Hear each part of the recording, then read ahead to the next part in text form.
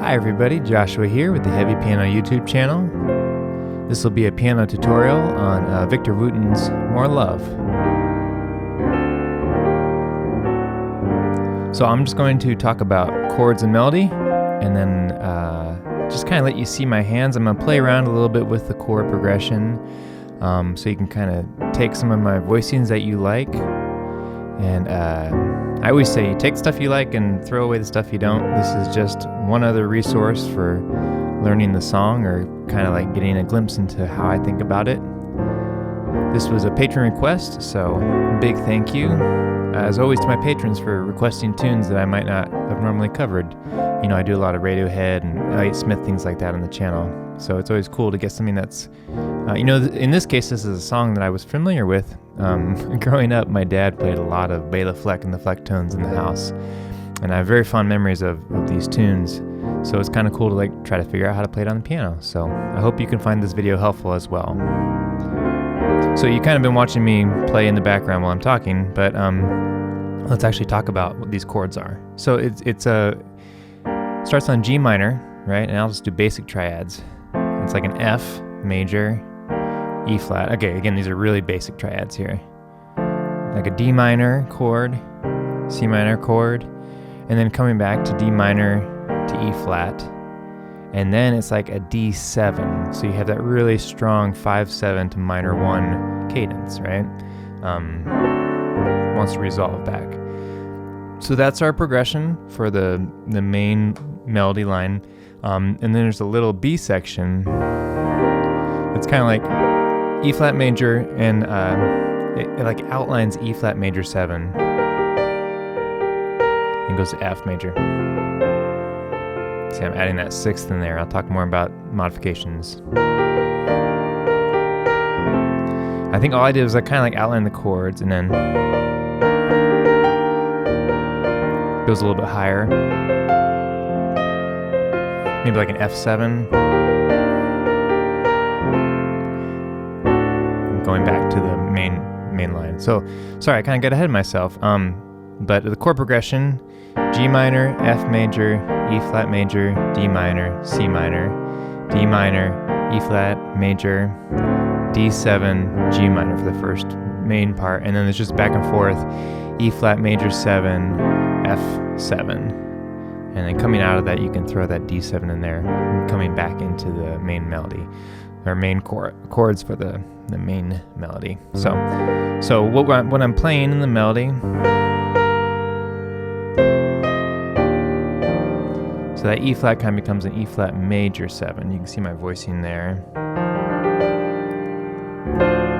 Becoming a D minor 7. Kind of becoming a C minor 7.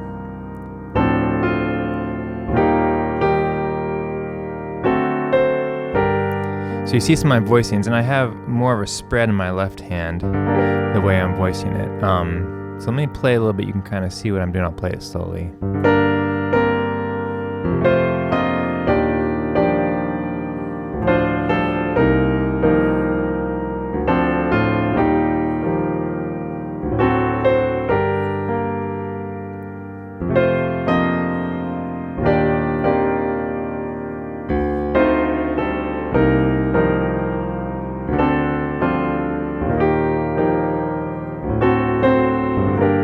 Right? So that's kind of how I'm filling out some of those chords. So taking the basic triads, kind of spreading them out in my left hand. You wouldn't have to do that. You could do like a, you know, an octave, kind of open fifth sound. So there's that sound. The kind of sound I'm doing is like that spread 10th sound with the 5th in the middle. And then filling out these notes here, you could really modify it. You got like a kind of crush between the A and the B flat there. I'm adding some mid-range like notes here in the context of the F. You could voice it again. I'm doing like these middle notes kind of close together and then spread out on the outside. You could voice E flat major 7 all sorts of different ways. I mean, all sorts of stuff here. You could add that sharp 11, that A natural. There's a D minor 7. I think a few times I added that kind of like that E flat sound in there. What would that be, like a flat 9? Yeah. You know, the philosophy behind these kind of crush notes, I wouldn't move them too low down the keyboard unless that's the sound you're going for. It could muddy up the voicing a little bit. I like that voicing, all right. Here I'm just this is just kind of like a basic E flat chord. It's all spread out and it's full. Yeah, so those are some of the voicings I'm using and some of my thoughts on that, I guess. Let's see here.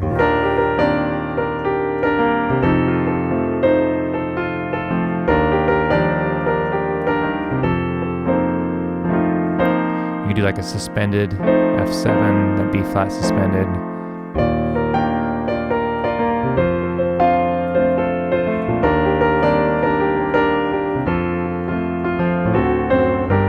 So when I start to improvise over this chord progression, the chord changes, I'm kind of thinking in terms of like G minor.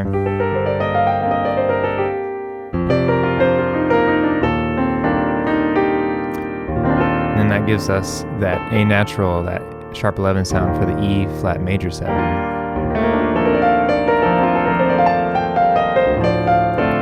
You could change like just a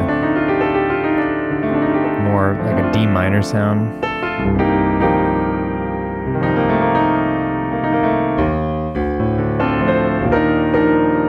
You know, pick and choose when to like blur notes together and then make them clearer. You know, it's like this idea of like a constant give and take, right? Where you're creating tension that wants to resolve.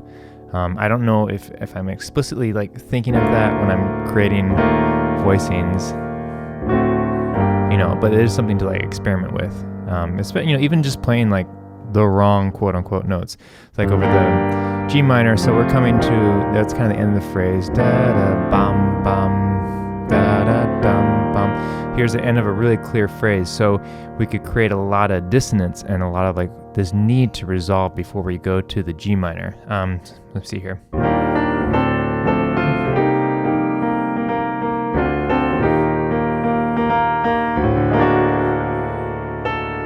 I don't know, maybe that's a little bit too much. You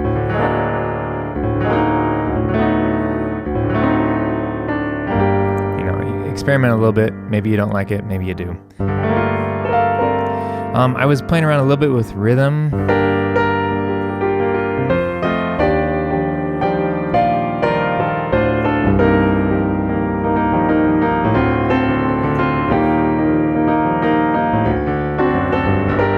Adding beats in there or taking beats away, so it's not just completely strict rhythm the whole way through. Yeah, I really encourage you to watch the Synthesia version I did. I feel like I kind of like opened that up a little more than I did the acoustic version. But they're both a little bit different, but I am following the progressions pretty similarly.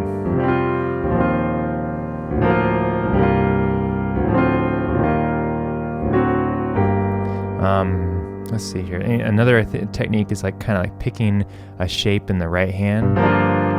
In this case, it's kind of like a B flat major triad in the second inversion. So I can just kind of change my left hand. Maybe change it a little bit.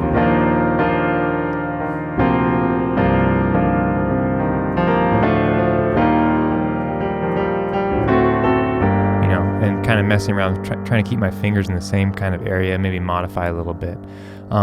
You know, as always, just like add the ninth in there, try seventh kind of sounds. You know, the more you modify, the more it gets away from a chord idea and like what the chord originally was, like taking a G minor. I can add the ninth in there pretty safely. I could add like that C and the E flat kind of sounds in there, and I still have an idea of like, especially if I add bass in there, I have G minor, making it more suspended. You know, there's my like an F major chord over G minor, moving it down here, like what does that sound like, or even experimenting. Let's see, adding like an E flat major chord over G minor. You know, just like all these like different things, like what kind of sounds can I make while still like hearkening back to the original idea of the song. So yeah, and then you know, I just kind of play with rhythm and play with some notes, doing arpeggios.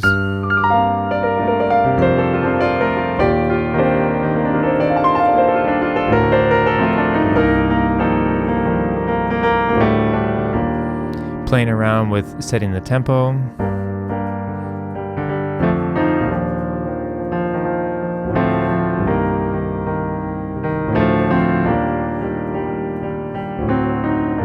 And then, you know, so I have a more bum bum, ba-da bum bum bum, you know, kind of feeling the rhythm, and then also like being more free flowing with it.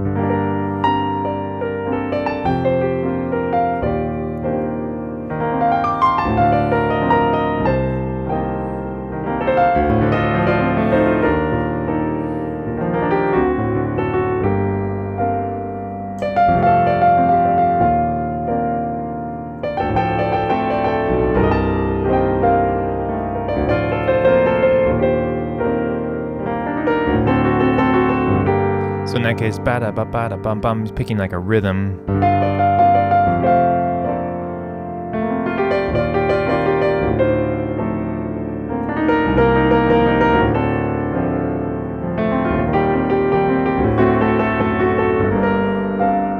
You know, so some ideas like that.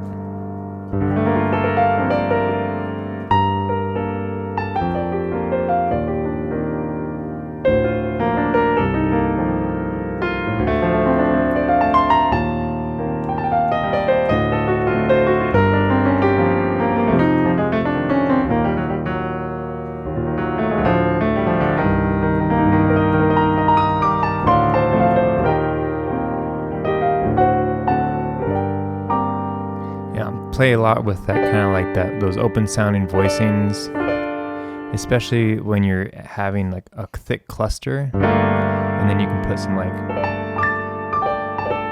it's like that's a sound, that's a certain sound, you know, maybe something I rely on sometimes. But anyway, I hope that gives you some ideas. Kind of get to see my hands. I hope I like kind of broke it down, slowed it down enough to see kind of what I'm doing. The idea is to just practice different things and do the wrong things sometimes. You know, all these until you can like experiment and then figure out what you're doing and see if you like certain things, and then to get it kind of in your muscle memory to where you can just kind of play it without having to think about it. You know, that's the whole idea, to develop a palette that you can draw from subconsciously, so you're more emoting the music instead of thinking about notes as you play. So that's the whole point. Easier said than done. That's just one YouTube musician's perspective on everything. So I hope you found this video helpful. I want to say a big thank you to my patrons on Patreon for supporting the channel and suggesting songs to try to learn and share with you. And thanks for all the kind comments. And yeah, leave any comments below you and I'll try to read them and reply. And yeah, I appreciate everybody. Have a good day and thanks for watching. Catch you next time.